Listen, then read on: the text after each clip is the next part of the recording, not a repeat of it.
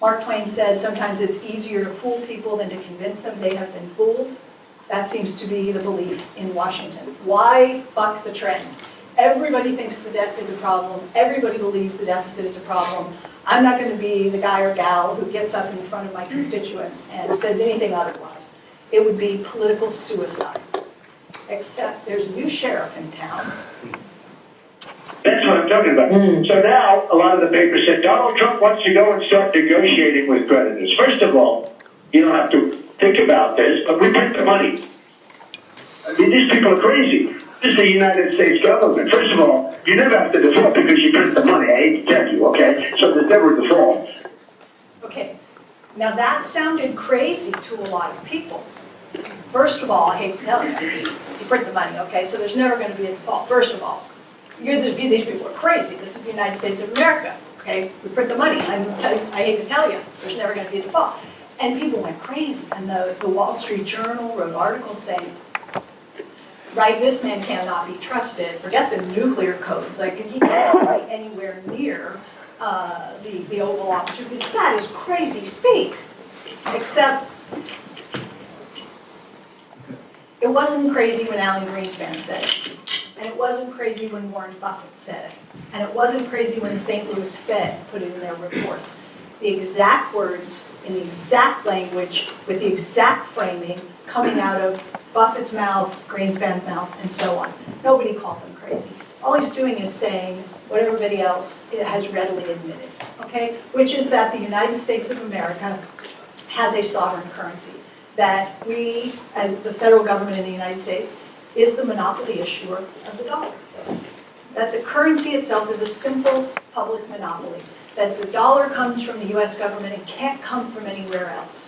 And if you think about what that means, the implications of that are that you quite literally can never run out of US dollars, that you cannot be forced by markets into defaulting on obligations in your own money, because after all, the US dollar can only come from the US government. You and I try to create it, it's called counterfeiting, right? And it's against the law. No one else, the US government has given unto itself the exclusive right to create the US dollar. And the implications are broad and significant as a result. Greece gave up the drachma. All of a sudden, Greece is borrowing in euros. But guess what? They don't create the euro, which gives rise to the problem that Greece faced when it came to making good on obligations in the euro. Right? They could only make payments if they could find the euro somewhere. And that meant either raising euros through tax revenue or finding someone willing to lend euros to the Greek government. It's a fundamental game changer. And we are not going to end up like Greece for the very reasons that Buffett and others explained. So really quickly, because I'm eating too much time, this is the debate we should be having. Okay, so I want you to listen to the question that Paul Ryan asks Chairman Greenspan, who is under oath at the time, and then we'll talk very quickly about the answer that Greenspan gives, and that I think this sets us up for the debate that we as a nation should be having right now. So having personal retirement accounts is another way of making a future retiree benefits more secure for their retirement. And also, do you believe that personal retirement accounts as a component to a system of solvency does help improve solvency? Because when you have a personal retirement account policy, it's accompanied with a benefit offset. With that feature in place, do you believe that personal retirement accounts can help us achieve solvency for the system and make those future retiree benefits more secure? Well, I wouldn't say that the pay-as-you-go benefits are insecure in the sense that well,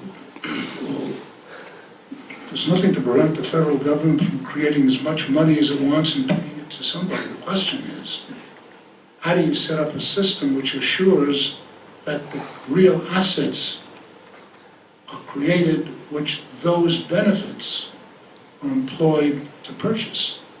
So it's not a question of security, it's a question of the structure of a financial system which assures that the real resources are created for retirement, as distinct from the cash. The cash itself is nice to have, but it's got to be in the context of the real resources being created at the time those benefits are paid, so that you can purchase real resources with the benefits, which of course are cash. So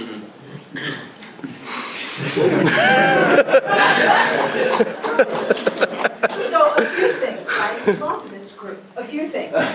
First, that is not the answer Paul Ryan's going. Let's just get that straight. That question was teed up so beautifully. It was a single sentence with the words personal retirement accounts 4 times used.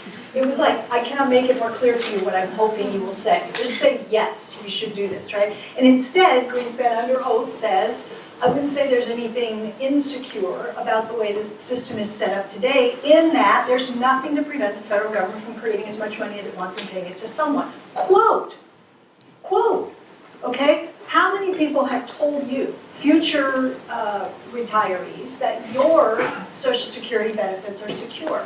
Nobody.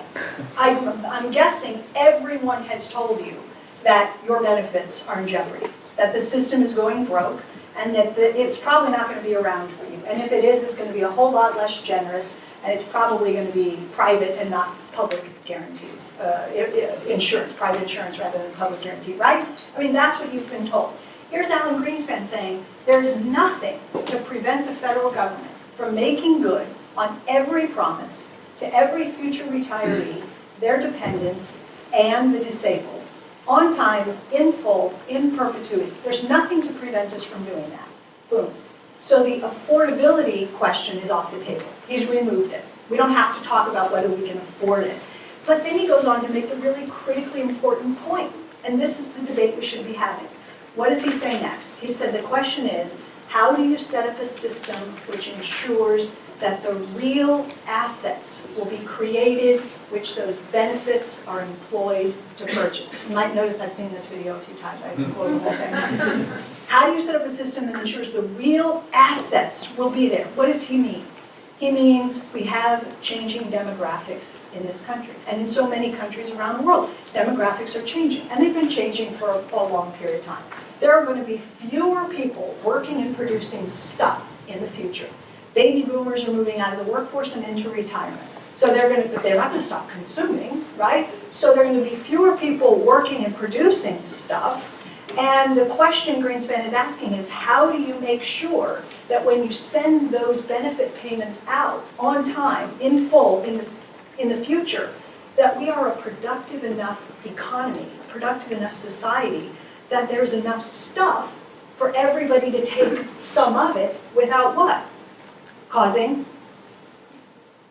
inflation.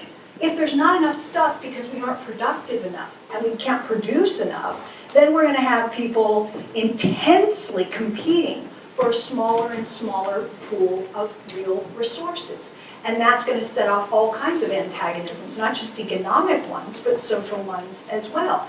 And so the question is, what are the kinds of investments that we could be making today to make sure that 10 years, 20 years, 30 years from now, the U.S. economy is as productive as it can possibly be, right? Should we be investing in infrastructure, in education, in research and development? What is the key to raising future productivity growth? That's the debate, that's the fight. And they should be having a fight, no problem having politicians take different viewpoints and argue and fight, great. But fight over the right kind of stuff. We shouldn't be fighting about where we're going to find the money. That's the wrong question. That's the wrong fight to have. Who's got the better policy idea for ensuring future growth of a prosperous economy so that there's enough stuff that we can take care of everybody without creating an inflation problem, because inflation is the constraint. So that's Greenspan's point. You know, if we don't have a nest with lots of eggs, then we're all going to be fighting over the same one, and it's going to create an inflation problem.